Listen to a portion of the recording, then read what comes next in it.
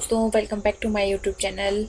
आज मैं आपके साथ डिस्कस करने जा रही हूँ एक इम्पॉर्टेंट चीज़, जिसमें मैं बताने जाऊँगी आपको कि MSc nursing, post basic nursing और जो बीएससी नर्सिंग है एचपी की, उसके फॉर्म्स निकल चुके हैं। और इस बार कुछ चेंज है क्राइटेरिया में, क्योंकि इस बार जो फॉर्म्स हैं वो थ्रू अटल यूनिवर्सिटी जो है वो निकल रहे हैं। Atal medical and research university HP की जो है उसके थ्रू ये इस बार फॉर्म जो है वो निकल रहे हैं।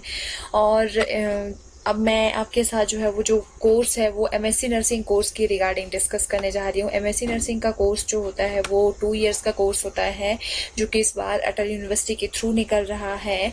और अगर इसकी बात करें, हम फीस स्ट्रक्चर की बात करें, तो फीस स्ट्रक्चर जो है वो अगर जनरल कैटेगरी, ईडब्ल्यूएस और जो पीडब्ल्यूडी कैटेगरीज हैं उनकी बात करें तो 3000 है। और जो एससी और एसटी कैटेगरी के लिए है उनके लिए 1500 रेट है इसके जो फॉर्म फिलअप करने का है। तो जो फॉर्म फिलअप होगा वो ऑनलाइन ही होगा, काउंसलिंग भी इसकी ऑनलाइन होगी, और जो एग्ज़ाम होगा वो हमारा ऑफलाइन होगा। और उसके लिए पर्टिकुलरली जो सेंटर्स हैं वो जो स्टूडेंट्स होंगे उनको दिए जाएंगे। तो इसमें जो ऑफिशियल वेबसाइट होगी वो आप www.amruhp.ac.in पे आप जो है वो लॉगिन कर सकते हैं, जिसके थ्रू आपको जो है वो फॉर्म्स अवेलेबल हो जाएंगे। अब बात करते हैं कुछ इंपॉर्टेंट डेट्स की, इसका फॉर्म कब फिलअप होगा और कैसे फिलअप होगा। तो इम्पॉर्टेंट डेट्स जो हैं वो आपके लिए इस तरह से हैं कि जो फॉर्म है वो अपलोड हो चुका है। जो ऑनलाइन फॉर्म सबमिशन है वो जो है वो 24 सितंबर 2021 से 7 अक्टूबर 2021 तक जो है वो आप फॉर्म फिलअप कर सकते हैं। और उसके अलावा अगर जैसे कोई किसी के फॉर्म में कोई एरर होगा, कोई करेक्शन होगी, तो आपको जो है वो 8 अक्टूबर टू 10 अक्टूबर तक का टाइम जो है वो दिया जाएगा।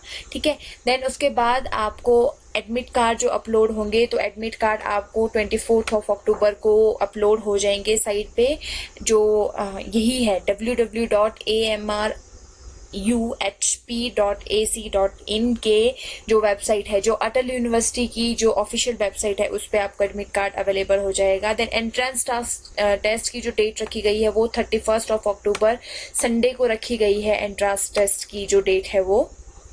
देन उसके बाद जो डेट ऑफ डिस्प्ले आंसर की जो है वो 3 जो नवंबर टू 4 नवंबर तक जो है वो डिस्प्ले हो जाएगी साइट पे ही, आपको ऑफिशियल वेबसाइट पे वो अवेलेबल हो जाएगी। एंड डिक्लेरेशन ऑफ रिजल्ट जो है वो टेंटेटिव डेट है, ये कुछ भी एग्जैक्ट नहीं है। तो tentative date of declaration of result जो है वो 10 नवंबर 2021 रखी गई है। और जो मेरिट लिस्ट होगी वो 17 नवंबर 2021 तक जो है वो डिस्प्ले हो जाएगी।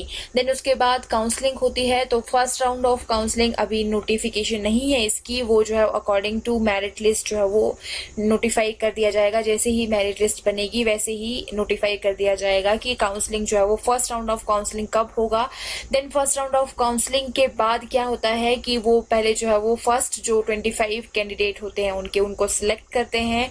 देन उसके बाद अगर जो बच्चे उनमें से जो है वो फीस डिपॉजिट नहीं करते हैं, अगर गवर्नमेंट कॉलेज में कोई भी सीट जो है वो वैकेंट रह जाती है, तो उसके बाद वो जो है वो सेकेंड राउंड ऑफ जो काउंसलिंग है उसका वो जो है वो प्रोसीजर करते हैं। ठीक है। तो फर्स्ट राउंड ऑफ जो होगी हमारी काउंसलिंग होगी, उसी के बेस पे जो है वो सेकेंड राउंड ऑफ काउंसलिंग जो है वो एमएससी नर्सिंग के लिए होगी। अब सबसे इम्पॉर्टेंट है कि आपका जो है वो 7 कॉलेजेस हैं। सिस्टर निवेदिता कॉलेज है आईजीएमसी शिमला में, देन मुरारी लाल कॉलेज है सोलन में, देन संजौली है हमारा संजौली शिमला कॉलेज।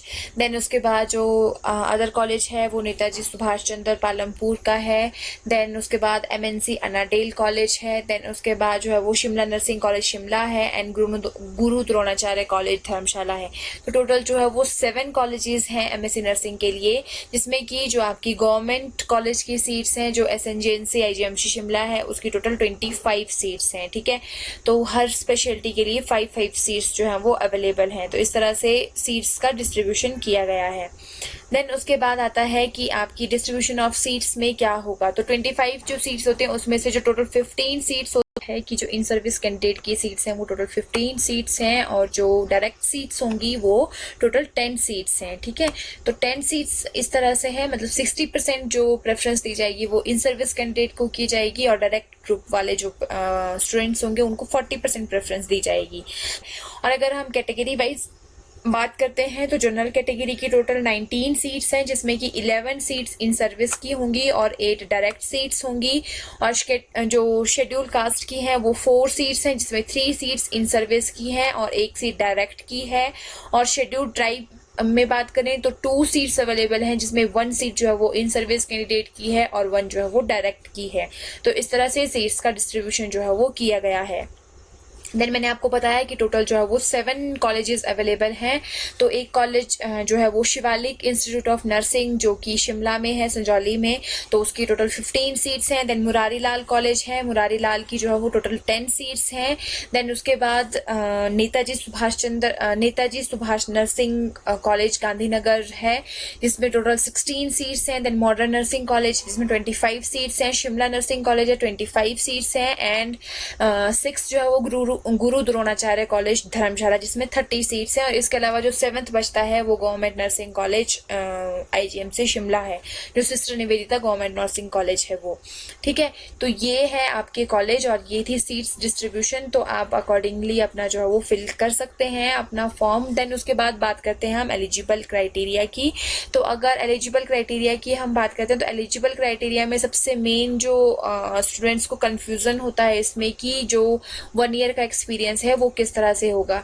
तो फ्रेंड्स इसमें 1 ईयर का एक्सपीरियंस जो होगा वो एक्चुअल में आपका, अगर कोई पर्सन GNM पोस्ट बेसिक है तो अगर आपका 1 ईयर का एक्सपीरियंस पोस्ट बेसिक से पहले का भी है तो वो भी आपका जो है वो एलिजिबल होगा। आप फॉर्म फिलअप करने के लिए एलिजिबल होंगे। जरूरी नहीं है कि पोस्ट बेसिक के बाद ही आपको 1 ईयर एक्सपीरियंस चाहिए। मान लो किसी ने GNM किया है, उसके बाद 2 और 3 ईयर्स की उन्होंने जॉब की है, उसके बाद उन्होंने पोस्ट बेसिक किया और पोस्ट बेसिक के डायरेक्ट बाद वो MSc नर्सिंग करना चाह रहे हैं, तो आपका जो एक्सपीरियंस होगा वो आपका मान्य होगा, मतलब उसको एक्सेप्टेबल होगा वो, ठीक है। और अगर हम बात करें जो डायरेक्ट BSc नर्सिंग वाले स्टूडेंट्स हैं तो BSc नर्सिंग के बाद आपको जो है वो 1 ईयर का एक्सपीरियंस होना जरूरी है। वो एक्सपीरियंस आपका टीचिंग में भी हो सकता है और आपका वो एक्सपीरियंस जो है वो क्लिनिकल एरियाज में भी हो सकता है, ठीक है। एंड देन अदर बात करें हम तो आप जो है वो रजिस्टर्ड नर्स होने चाहिए, रजिस्टर्ड मिडवाइफ होनी चाहिए, मतलब आपका जो है वो रजिस्टर्ड नर्स नंबर होना चाहिए और रजिस्टर्ड मिडवाइफ का नंबर होना चाहिए। आपकी जो BSc है या पोस्ट बेसिक नर्सिंग है उसकी रजिस्ट्रेशन होनी चाहिए HP स्टेट में, जो हमारी HP NRC है शिमला में, वहां पे रजिस्ट्रेशन उसकी होनी चाहिए। और सेकंड जो थिंग आती है वो आता है कि BSc नर्सिंग में और पोस्ट बेसिक BSc नर्सिंग में आपकी जो है वो 55% एग्रीगेट मार्क्स होने चाहिए हर सब्जेक्ट के। और 1 ईयर एक्सपीरियंस दिया कि को बता दिया कि BSc नर्सिंग से पहले भी हो सकता है, सॉरी पोस्ट बेसिक नर्सिंग से पहले भी हो सकता है और BSc नर्सिंग के बाद, ठीक है।